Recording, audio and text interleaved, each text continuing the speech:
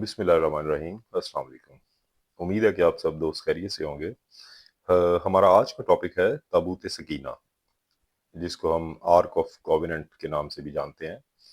और इसके मुतालिक आज हम डिस्कस करेंगे। जैसा कि अल्लाह ताला की ज़ात पाक ने सूरह अल माइदा सूरह नंबर 5 आयत नंबर 21 में फरमाया कि बनी इसराइल को मिस्र से निकलने के बाद हुक्म दिया गया था कि वो अर्ज़ मुक़द्दस की तरफ जाएं, कि जो कि अल्लाह ताला की ज़ात पाक ने उनके लिए लिख दी है, यानी कि वादी कुनआन, हज़रत यकूब अलैहिस्सलाम की सरजमीन, और आज का देखा जाए तो फ़लस्तीन और इज़राइल। लेकिन उन्होंने वहां जाने से इनकार कर दिया और कहा कि वहां तो बड़े ही ताकतवर लोग रहते हैं, जैसा कि सूरह अल माइदा की वर्स नंबर 24 में बयान किया गया है कि ऐ मूसा, आप और आपका खुदा ही उनसे लड़ो। और इस नाफरमानी की सजा अल्लाह ताला ने उनको इस तरह दी, जो कि वर्स नंबर 26 में बयान की गई है, कि मुकद्दस ज़मीन उन पर 40 ईयर्स 40 साल के लिए हराम कर दी गई, और वो लोग खाना बदोशों की तरह 40 ईयर्स तक वादी तेह में इधर उधर भटकते रहे। यहाँ आपसे ये रिक्वेस्ट है कि जब आप वीडियो देखते हैं तो काइंडली इसको लाइक ज़रूर किया करें, और अगर आपने अभी तक सब्सक्राइब नहीं किया चैनल को तो काइंडली सब्सक्राइब करें, ताकि आने वाली वीडियोस आपको अकॉर्डिंगली इसकी अपडेट्स मिलती रहें। लास्ट सेशन में हमने हज़रत मूसा अलैहिस्सलाम का वो सफ़र, कि जिसमें आपने अपने हमरा नमक लगी हुई एक मछली को लिया था, और आपके साथ आपके खादिम भी मौजूद थे। वहाँ मैंने उनके मुतालिक आपको ज़्यादा डिटेल से नहीं बताया था, और आगे चलकर मूसा अलैहिस्सलाम की वफ़ात के बाद वही खादिम तारीख का एक बहुत बड़ा नाम बनते हैं, यानी यूशा बिन नून। ये वही यूशा थे जिनके मुतालिक बुखारी शरीफ की 3124, सिलसिला सहीहा 3188, मसनद अहमद 10391 में अहादीस रकम की गई हैं कि सिवाय यूशा बिन नून के कभी किसी और के लिए सूरज को नहीं रोका गया। और ये वाक़या तब पेश आया था कि जब 40 बरस बाद यूशा बिन नून ने बनी इसराइल को लीड किया और उसी मुकद्दस सरजमीन की तरफ ले गए। वहां आपने जहाद किया, और सूरज रुकने की वजह यह थी कि असर का वक्त हो गया था और रात होने वाली थी, जबकि दुश्मन इनके सर पर पहुंच चुका था। और नेक्स्ट डे जो था वो सैटरडे का था, और सैटरडे का दिन आपको मालूम होगा कि बनी इसराइल के लिए जंग लड़ने या किसी किस्म का शिकार करने के लिए उन पर पाबंदी अल्लाह ताला की तरफ से लगाई गई थी। जबकि ये लड़ाई देखा जाए तो बैतुल मक़दस की थी, और सबसे अहम लड़ाई कि जिसको हार जाना अफोर्ड नहीं किया जा सकता था। और यही मौका था जब यूशा बिन नून ने दुआ फरमाई थी कि या अल्लाह, ये सूरज भी तेरा ही काम कर रहा है और मैं भी तेरा ही काम कर रहा हूँ, और इसे थोड़ी देर के लिए रोक दे। और फिर अल्लाह ताला की ज़ात पाक ने हकीकत में सूरज को रोक दिया था। आफ्टरवर्ड्स बनी इसराइल कुरान पहुंच जाते हैं। इस दौरान बहुत से वाक़यात दरपेश आए, जिनका अगर हम जिक्र करना चाहें तो उनकी एक लॉन्ग डिटेल है, और इन्हीं में से एक वाक़या सूरह बकरा की वर्सेस नंबर 246 एंड 247 में बयान हुआ है, कि जैसा कि उन्होंने अपने पैगंबर से फरमाया कि आप किसी को हमारा बादशाह बना दें ताकि हम अल्लाह की राह में जहाद कर सकें। और जब उनके नबी ने भी फरमाया कि अल्लाह ने तालूत को तुम्हारा बादशाह बना दिया है, तो ये लोग कहने लगे कि तालूत हमारा बादशाह कैसे हो सकता है, क्योंकि तालूत तो हमसे माली, इल्मी और जिस्मानी तौर पर कमतर है। लेकिन सूरह बकरा की ही 248 के मुताबिक इनके नबी ने फरमाया कि तालूत ही तुम्हारा बादशाह है, और इसकी बादशाहत की निशानी ये होगी कि तुम्हारे पास वो संदूक आ जाएगा कि जिसमें तुम्हारे रब की तरफ से सुकून का सामान है। सूरह बकरा की इन 3 आयात में देखा जाए तो 3 चीजों का जिक्र किया गया है। उन्हीं 3 चीजों के मुतालिक यहाँ से हम डिस्कस करते हैं। पहली बात तो ये है कि वो कौन से नबी थे, क्योंकि कुरान पाक में इनका नाम के साथ जिक्र नहीं आया, और कुरान पाक में जस्ट ये जिक्र आया है कि बनी इसराइल के एक नबी के तौर पर इनका जिक्र किया गया है। मगर अहले किताब के यहाँ हमें इनका नाम के साथ जिक्र मिल जाता है, और उनका नाम ये बताया गया है कि शमूएल या सैमुएल अलैहिस्सलाम। दूसरी बात ये कि बादशाह والی بنی اسرائیل کی فرمائش کے پیچھے کیا ریزن ہو سکتی ہے؟ دیکھا جائے تو بنی اسرائیل اس ٹائم 12 ٹرائبس پہ یا 12 قبائل پر مشتمل تھے، اور وہاں کسی قسم کی کوئی سینٹرل گورنمنٹ یا لیجسلیچر نہیں موجود تھا، اور اسی لیے انہوں نے حضرت شموئیل علیہ السلام سے درخواست کی تھی کہ آپ کوئی بادشاہ مقرر کر دیں، جس پر شموئیل علیہ السلام نے کہا تھا کہ تم یہ درخواست تو کر رہے ہو مگر پھر اس وعدے کا پاس بھی کرنا۔ مگر دیکھا جائے تو پھر وہی ہوا کہ جو بنی اسرائیل کی عادت تھی، کہ جب شموئیل علیہ السلام نے اللہ کے حکم سے طالوت کو مقرر فرما دیا تو یہ لوگ چلانے لگے، واہ ویلا کرنے لگے، کیونکہ جب شموئیل علیہ السلام طالوت کو مقرر کر رہے تھے اس وقت طالوت ایک غلام کے ساتھ اپنے والد کی گمشدہ بکریوں کو تلاش کر رہے تھے۔ 10ویں صدی کے ایک اسکالر اسحاق السالوی کے مطابق طالوت کے نام کا ماخذ جو ہے وہ ورڈ طول،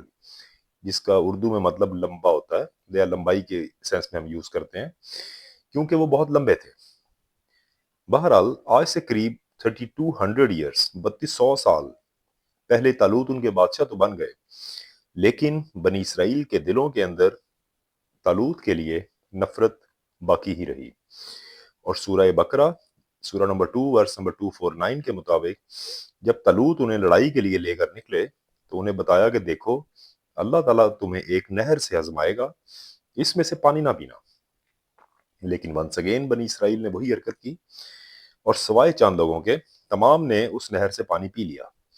یہاں تک کہ کہنے لگے کہ ہم میں تو کوئی طاقت ہی نہیں ہے کہ جالوت اور اس کے لوگوں کے ساتھ لڑائی کریں۔ اور دیکھا جائے تو حدیث کی 4 کتابوں یعنی بخاری 3959، ترمذی شریف 1598، سنن ابن ماجہ 2828 اور مسند احمد 11604 میں کلیئر کٹ درج ہے کہ طالوت کے ساتھ اتنے ہی چند لوگ بچے تھے کہ جتنے بدر کی لڑائی میں سرکار صلی اللہ علیہ وآلہ وسلم کی ذات اقدس کے ساتھ تھے، یعنی کہ تقریباً 312۔ شارٹلی جالوت کے ساتھ وہ جنگ ہوئی، وہی جالوت جس کے متعلق ہم لاسٹ سیشنز کے اندر ڈیٹیل ڈسکس کر چکے ہیں کہ وہ ایک انتہائی اونچے قد کا انسان تھا، جس کی قد و کامت ڈیڈ سی اسکرولز کے مطابق آلموسٹ 10.5 فیٹ کے آس پاس تھی، اور جس کو بیبلیکل آرٹ کے اندر کافی زیادہ پینٹ بھی کیا جاتا ہے۔ اور یہی وہ جنگ تھی جس میں ایک اور نبی سامنے آتے ہیں، جالوت کو قتل کرنے والا ایک نوجوان لڑکا یعنی حضرت داؤد علیہ السلام، جن کے بعد ایک ایسے دور کا آغاز ہوا کہ جس کی تاریخ میں ہمیں اور کہیں بھی کوئی بھی مثال نہیں ملتی۔ جب داؤد علیہ السلام نے جالوت کو قتل کر دیا تو بنی اسرائیل میں ان کے لیے کافی عزت اور تکریم بڑھ گئی، اور وہ لوگ آپ کو بہت پسند کرنے لگے۔ طالوت نے حضرت داؤد علیہ السلام کے ساتھ اپنی بیٹی کی شادی کر دی، لیکن اس کے بعد ابن جریر اور السالوی نے اپنی تفاسیر میں ایک بڑا ہی عجیب و غریب واقعہ نقل کیا ہے کہ داؤد علیہ السلام کی مقبولیت اور شہرت طالوت کو زیادہ پسند نہیں آئی، انہیں حسد محسوس ہوا، یہاں تک کہ اللہ نے انہیں توبہ کی توفیق دی اور وہ اپنی اس حرکت پر نادم بھی ہوئے۔ یہاں تک کہ ابن اسحاق کے مطابق ایک عورت انہیں ایک شخص کے پاس لے گئی جنہوں نے طالوت کو ان کی توبہ قبول ہونے کے متعلق خوشخبری دی، اور جو شخص دراصل سیاح علیہ السلام تھے، یساع علیہ السلام تھے، وہی یساع کہ جن کا ذکر ہمیں سورہ الانعام سورہ نمبر 6 کی ورس نمبر 86 میں مل جاتا ہے۔ لیکن یہاں ایک اور بات بھی بڑی امپورٹنٹ ہے کہ بنی اسرائیل نے طالوت کو کبھی پسند ہی نہیں کیا تھا، اور اسی لیے انہوں نے طالوت کو ڈی فیم کرنے کی بھی اپنی بکس کے اندر کافی زیادہ کوشش کی ہے۔ اور یہاں یہ چیز بتانے کا مقصد صرف یہ ہے کہ ہم جب بھی ڈیفرنٹ اولڈ ہسٹریز یا اولڈ ریلیجنز کو اسٹڈی کرتے ہیں تو ہمیں تھوڑے سے فیکٹس کا پتہ ہونا ضروری ہے تاکہ ہم نیوٹرل ہو کے اور امپارشل ہو کے ان چیزوں کو وزٹ کر سکیں۔ ایون کہ بنی اسرائیل کی کافی کتب میں یہ بھی تذکرہ ملتا ہے کہ طالوت کو دراصل اندرو کی جادوگرنی ملی تھی جس نے سیموئیل علیہ السلام کی روح کو حاضر کیا تھا، اور انہوں نے آپ کی توبہ کی قبولیت کی بابت آپ کو اپڈیٹ کیا تھا۔ اب سورہ بقرہ کی 3 آیات کی تیسری اور سب سے اہم بات کہ طالوت کے بادشاہ بننے کے وقت کی ایک نشانی کہ بنی اسرائیل کے پاس وہ صندوق آ جائے گا جس میں رب کی طرف سے بنی اسرائیل کے لیے سکون کا سامان ہوگا اور اس کو فرشتے اٹھائے ہوئے ہوں گے۔ یہ صندوق وہ ہے جو ایک لمبے عرصے تک بنی اسرائیل کے پاس رہا اور پھر گم ہو گیا، اور بعد میں ایسا گم ہوا کہ آج تک گما ہوا ہی ہے، اور اس وقت بھی دنیا کی سب سے زیادہ تلاش کی جانے والی چیزوں میں سے ایک ہے، اور وہ ہے تابوت سکینہ یعنی آرک آف کووننٹ۔ قرآن پاک میں تابوت سکینہ کا ذکر سورہ بقرہ کی آیت نمبر 248 میں کیا گیا ہے۔ ایسا صندوق کہ جس میں حضرت موسیٰ علیہ السلام اور ان کے بھائی حضرت ہارون علیہ السلام کے کچھ ریلکس تھے، تورات کی وہ اصل تختیاں کہ جو موسیٰ علیہ السلام کو کوہ طور پر عنایت فرمائی گئی تھیں، موسیٰ علیہ السلام کا عصا مبارک اور من و سلوہ میں سے من، اور یہ تمام چیزیں بنی اسرائیل کے لیے نہ صرف سکون کا باعث تھیں بلکہ یہ تابوت آج تک ان کی مقدس ترین آبجیکٹ ہے۔ اہل کتاب کے مطابق تابوت سکینہ مصر سے نکلنے کے 1 سال کے بعد بنایا گیا تھا، جب یہ لوگ کوہ طور پہاڑ کے نیچے رہ رہے تھے۔ The book of Exodus the book of Exodus کے مطابق موسیٰ علیہ السلام کو وحی کے ذریعے سے 2 چیزیں بنانے کا حکم اللہ تعالیٰ کی ذات پاک نے دیا تھا، اور ان چیزوں کے ایون ڈیزائن کے متعلق بھی آپ کو بتایا گیا تھا۔ ان میں سے پہلی چیز تو یہ تھی کہ بنی اسرائیل کی عبادت گاہ کا ڈیزائن، جس کو وہ ٹیبونیکل کہتے ہیں اور ہم قبہ کہتے ہیں۔ یہی ان کا قبلہ و کعبہ تھا، جس کے امام حضرت موسیٰ علیہ السلام بذات خود تھے۔ اور دوسری چیز تھی تابوت سکینہ، آرک آف کووننٹ، 4 فٹ لمبا، 2.5 فٹ چوڑا اور 2.5 فٹ اونچا، شمشاد کی لکڑی سے بنا ہوا تابوت، جس کے اندر اور باہر والی سائڈ پر سونے کی کوٹنگ ہوئی تھی۔ وادی تہ کے 40 سال تک یہ تابوت بنی اسرائیل کے پوزیشن میں ہی رہا۔ وہ لوگ جہاں کہیں بھی اپنا کیمپ لگاتے تھے، اسے بڑی عزت و تکریم کے ساتھ ٹیبونیکل یعنی کہ اپنے قبہ میں علیحدہ کمرے میں رکھ دیتے تھے، جس کو وہ ہولی آف ہولیز کہتے تھے۔ یہی وہ تابوت سکینہ تھا کہ جس کو 40 سال بعد یوشع بن نون فلسطین لے گئے تھے، اور اس کو بہت ہی خاص چٹان پر رکھا تھا۔ اس کی طرف منہ کر کر نماز ادا کی جاتی تھی، اور اس کو ہاؤس آف ہولیز بھی کہا جاتا تھا۔ اور اسی طرح ہاؤس آف ہولیز کا عربی ترجمہ ہے بیت المقدس، اور اس کی طرف تب سے لے کر سرکار صلی اللہ علیہ وآلہ وسلم کے دور تک منہ کر کے نماز پڑھی جاتی رہی تھی، اور ہجرت کے تقریباً 16 یا 17 ماہ کے بعد آپ کو دوران نماز سرکار صلی اللہ علیہ وآلہ وسلم کو اللہ کی طرف سے حکم دیا گیا تھا کہ آپ اپنا رخ کعبہ شریف کی طرف کر لیں۔ اسی وجہ سے ہم بھی آج تک بیت المقدس کو اپنا قبلہ اول ہی تصور کرتے ہیں اور کہتے ہیں، کیونکہ بیت المقدس کمپاؤنڈ میں بہت ہی خاص چٹان پر موسیٰ علیہ السلام کا بنایا ہوا اور یوشع بن نون کا رکھا ہوا ہاؤس آف ہولیز تھا، یعنی تابوت سکینہ۔ اسی چٹان سے دیکھا جائے تو سرکار صلی اللہ علیہ وآلہ وسلم کا سفر معراج بھی شروع ہوا تھا۔ یوشع بن نون اور طالوت کے بادشاہ بننے سے پہلے بنی اسرائیل جب بھی جہاد کرتے، تابوت سکینہ کو اپنے ساتھ رکھ لیتے تاکہ اس کی برکت سے وہ جیت جائیں۔ لیکن عمالقہ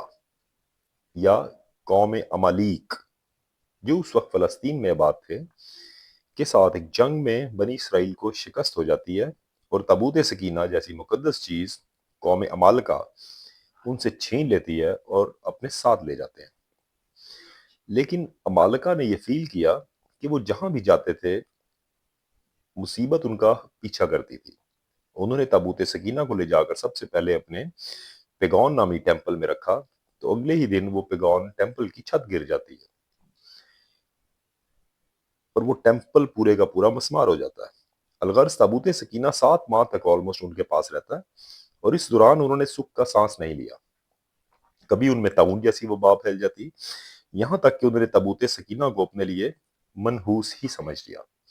اور اسے ایک بیل گاڑی پر لاد کر شہر سے باہر نکال دیا۔ اور دیکھا جائے تو یہی وہ وقت تھا جب شموئیل نے طالوت کو بادشاہ مقرر کیا تھا، اور کہا تھا کہ اس کی بادشاہت کی نشانی یہ ہوگی کہ اللہ تعالیٰ کی طرف سے تابوت سکینہ بنی اسرائیل کو واپس مل جائے گا۔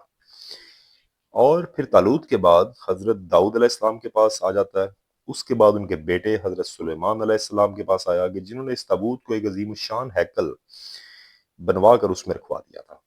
اور وہ عمارت جس کو آج ہم ہیکل سلیمانی کے نام سے جانتے ہیں۔ پہلی صدی عیسوی میں لکھی گئی ایک کتاب دی اینٹیکوٹیز آف دی جیوز، جو کہ جوزفس نے لکھی تھی، اس میں درج ہے کہ حضرت سلیمان علیہ السلام کے بنائے گئے ہیکل میں سے سب سے اندرونی جگہ پر ایک کمرہ ہوا کرتا تھا، اور اس کو وہ ہیکل کی سب سے مقدس ترین جگہ کہا کرتے تھے، اور وہیں تابوت سکینہ کو رکھا گیا تھا۔ اسی طرح تقریباً آلموسٹ 370 ایئرس 370 سال تک تابوت سکینہ اپنے پورے تقدس کے ساتھ یروشلم میں ہیکل کے اندر ہی موجود رہا۔ لیکن جب بخت نصر نے یروشلم پر حملہ کیا، اس وقت تابوت سکینہ کہیں گم ہو جاتا ہے، اور تب سے لے کر آج تک تابوت سکینہ کا کوئی پتہ نہیں ہے کہ وہ کدھر گم ہوا ہے۔ آج تک یہودی اس کی تلاش میں ہے۔ کچھ کے مطابق بخت نصر اس کو اپنے ساتھ لے گیا تھا اور بابل چلا گیا تھا، کچھ کے مطابق اس کو چھپانے کی غرض سے وہیں پر اس کو دفنا دیا گیا تھا۔ آج سے تقریباً 700 ایئرس پہلے حبشہ یعنی ایتھوپیا میں لکھی گئی ایک کتاب دی کیبرا نگاسٹ یعنی بادشاہوں کی داستان، اس کتاب میں ایتھوپیا کے ایک بادشاہ مینلک کے متعلق یہ تحریر کیا گیا ہے کہ وہ بادشاہ ایتھوپین امپائر کا پہلا بادشاہ تھا جس نے حضرت سلیمان علیہ السلام کی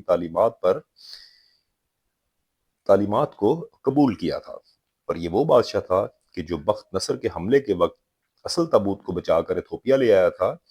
اور اس نے اس اصل تابوت کی ایک بالکل ویسی ہی ریپلیکا بنوائی تھی اور اس کو یروشلم میں ہی چھوڑ دیا تھا بخت نصر کو مس گائیڈ کرنے کے لیے۔ اور شاید آپ نے یہ سنا بھی ہوگا کہ 26 جون 2009 میں ایتھوپین چرچ نے یہ اناؤنس بھی کروایا تھا کہ وہ تابوت سکینہ عنقریب عوام کے سامنے لے کر آئیں گے۔ اس کے علاوہ دیکھا جائے تو فرانس کا بھی یہ کلیم ہے کہ تابوت سکینہ ان کے پاس ہے۔ ان کے مطابق صلیبی جنگوں کے دوران نائٹ ٹیمپلرز تابوت سکینہ کو لے کر فرانس چلے گئے تھے۔ اس کے علاوہ اگر دیکھا جائے تو تیسرا کلیم ہایا صوفیہ یعنی ٹرکی کے ایک ڈاکومنٹ کے مطابق تابوت سکینہ ٹرکی میں کسی جگہ پر پوشیدہ رکھا گیا ہے۔ تابوت سکینہ کی ہی ایک اور پاسبل لوکیشن آئرلینڈ کا ایک پہاڑ تارا ہل ہے، اور حتیٰ کہ یہودیوں کا ایک خاص گروپ ہے یا گروہ ہے جس کا یہ ماننا ہے کہ تارا ہل کے نیچے تابوت سکینہ موجود ہے، اور ان کا اس بات پر اتنا یقین ہے کہ 1998 میں انہوں نے پہاڑ پر کھدائی بھی شروع کر دی تھی، جو کہ بعد ازاں وہاں کی لوکل گورنمنٹ نے اس کو رکوا دیا تھا۔ اس کے علاوہ جو فورتھ کلیم ہے وہ مصر یعنی کہ ایجپٹ میں موجود ویلی آف کنگز کے متعلق بھی کیا جاتا ہے کہ وہ بھی تابوت سکینہ کی ممکنہ لوکیشن ہو سکتی ہے۔ قرآن کریم میں من و سلوہ کا ذکر ہمیں 3 جگہ پر مل جاتا ہے، یعنی سورہ البقرہ سورہ نمبر 2 ورس نمبر 57، اس کے علاوہ سورہ الاعراف سورہ نمبر 7 ورس نمبر 160، اور سورہ طٰہٰ سورہ نمبر 20 ورس نمبر 80۔ 10ویں صدی کے اسکالر ابن سینا نے من و سلوہ کے من کے اوپر کافی ریسرچ کی تھی، اور ان کے مطابق یہ شبنم جیسی کوئی چیز تھی جو پھلوں اور پھولوں کے اوپر گرتی تھی، اور جس چیز پر گرتی تھی اس کی کوالٹی بھی اڈاپٹ کر لیتی تھی۔ فار انسٹنس پھل کے اگر اوپر گرے گی تو اس کا ذائقہ پھل کی طرح کا ہو جائے گا،